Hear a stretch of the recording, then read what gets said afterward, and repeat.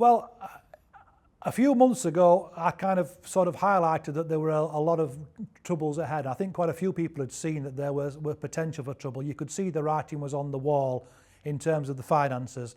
You could see the investment in the club that had been made a few years ago had stopped. The taps had been turned off and the alarm bells were starting to ring.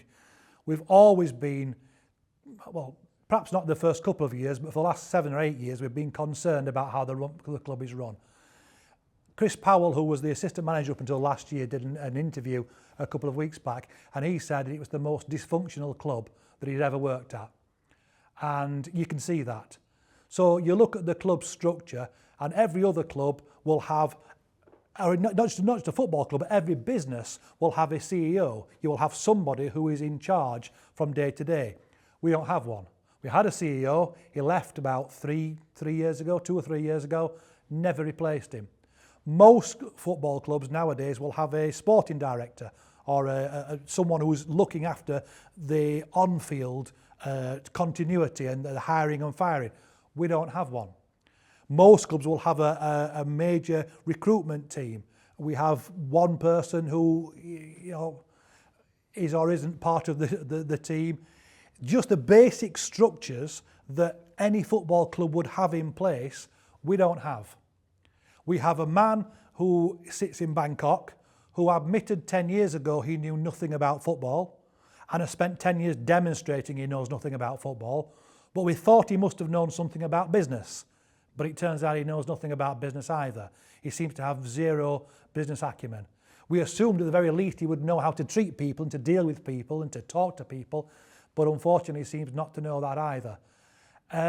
So you can see why the club ends up being dysfunctional. Chris Powell in his interview had said that the players and the coaches and the staff there don't know what's going on and they've nobody to ask. There is nobody who is more senior. There is the manager, and then he has to go and try and get hold of the chairman, who may or may not be speaking to him at that moment in time. The players have to go and ask the captain, and the captain has to try and find a way to speak, but directly to the owner. There's no chain of command.